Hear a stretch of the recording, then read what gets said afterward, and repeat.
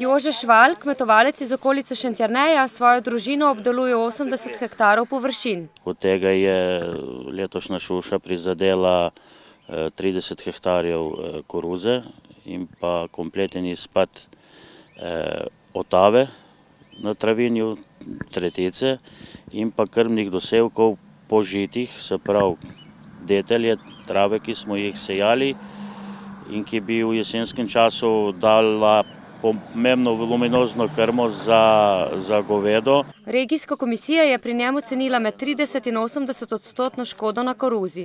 Kot pravi Šval, jih je v preteklosti že prizadela huda suša, a tako hude, kot je letos, ne pomni. S tem, da recimo pri nas na naši kmetiji letos imamo še to nesrečo, da imamo večinoma koruze sijanih glih letos zaradi kolobarja na teh prodnatih tleh v okolici Šentjerneja. Šval dvomi v pomoč države. Mogoče kakšne olajšave pri davkih ali pa kjer imamo zemljo v najemu od države, da mogoče nam bo en del najemnine spustila, drugače pa jaz mislim iz mojih dolgoletnih izkušenj, da druge pomoči ni za pričakovati.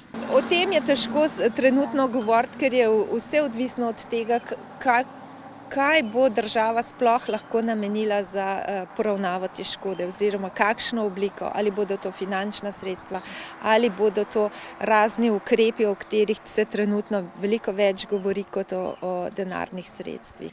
Regijska komisija je v teh dneh preliminarno ocenila posledice suše v dolenjskih in belokranjskih občinah.